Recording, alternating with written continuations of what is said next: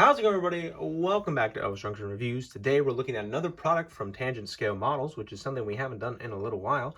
Today we are looking at a Tangent Scale Models HO Scale Greenville Steel Car Company 86-foot high cube quad plug door boxcar. And as you can see, this is the Conrail X60R repaint from 1988.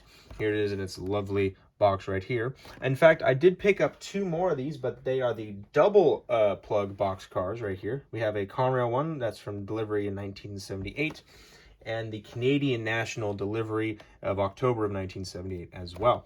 But we're going to look at the quad door because it obviously has more doors. So here it is in its lovely Tangent Scale Models box. As you can see, it says Greenville Steel Car Company, 86-foot high cube quad plug boxcar. Unparalleled scale replicas for discriminating railroad modelers, and as you can see, it has a suggested minimum radius of 24 inches. And right here it says Tangent right there. And on the back, it gives us a little history, so we will be using that when we get into the history part. So let's go ahead and not waste any time and open up the box here. Hope everybody's having a good day today. And right off the bat, you will notice we have no instruction manual, which is kind of a downer, and I really wish Tangent would do that because that would be very helpful for a car like this. It's got a lot of detail on it. Let's lift that back, pulling out of the box. First impressions is that it's actually got a good weight to it, so I'm quite happy about that. And inside here, we have some spare roller bearings because this has rotating roller bearings, which is a really cool feature of this car. All right, so now that we have the car out of the box, let's get into history. But first, let's take a look at that title sequence.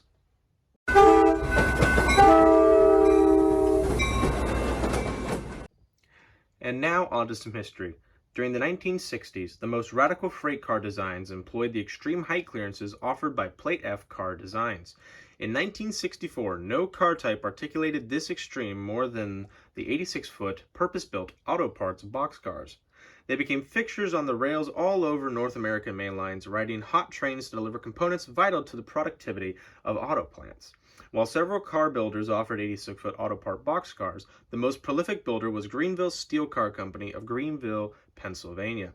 Greenville produced their quad door design in the 1969-1970 period to meet the expanding needs of General Motors and Oldsmobile production facilities. Like the double-door boxcars, these quad-door cars were acquired by many railroads, and they were assigned to pools where cars from multiple railroads served a specific shipper. Now, I've seen one of these in the past, but unfortunately it was a double plug boxcar, so it only had two doors, and I saw it when I was in Tehachapi.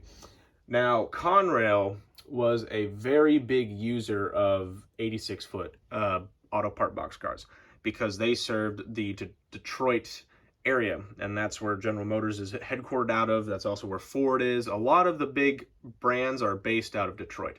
So a lot of their manifests or even were filled with these 86-foot boxcars. So if you're going to do Conrail, especially in the 90s or the 80s, you really need like at least one of these because they were so common on Detroit bound or out of Detroit based manifests. All right, so now let's get into some details, starting with the B and A units. Sorry, the A and B ends. Looking at the B end, and it's called the B end because it has the brake wheel right here. Starting at the top, working our way down to the bottom as we usually do. At the top here, you can see some legible writing that says no running board, excess height car, and the car's number, CR244129. And here you can see the ribbing that keeps the car from crumpling up on itself inwards. We have a grab iron that runs the width of the car right here. We can see some Wabco Pack 11 as well as SPAG D-5. There is our brake wheel with the brake chain that leads down to where the brakes are. Here we have a tack board right here, and we have a widthwise walkway right here, which is very nice, and it's also see-through grates. We have two grab irons, one right here and one right here. There's two side steps right there. Here is the coupler cut bar, and here is our coupler right here, and there is the brake. Actually, no, that is not even the brake. That's not even the air hose. There is no air hose, which is, no, oh no. There is an air hose.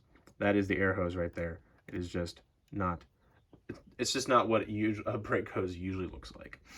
On the other side, it's essentially the same, just minus the brake wheel just not being there. So you can actually get a better look at the coupler cup bar lever right here. All right, so now let's get on to some side detail. Looking at the side detail, we're starting at the B end because the brake wheel is back here. You can see a vertical grab iron right here, as well as some grab irons that work their way down to the bottom of the car here.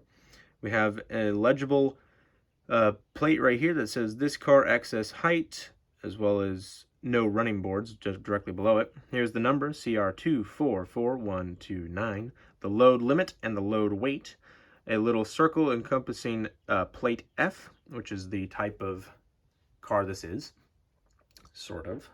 It's made of plate F. I'm not exactly sure what plate F means, but if you do know in the comments, please let me know. As you can see, we have our door detail right here, and you can see the rivets on each door.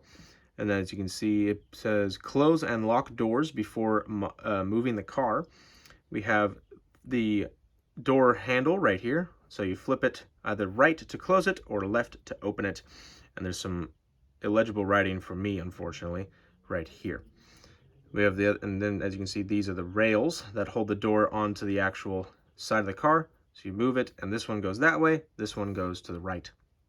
And there's some more illegible writing no, it says indicating valve, I believe. Moving on, right into the middle of the car, you can see the lovely Conrail can opener logo, which is one of my favorite logos of all time. And as you can see, as we move a little more forward, you can see more illegible writing right here. And then the same thing with the doors, lots of detail right there.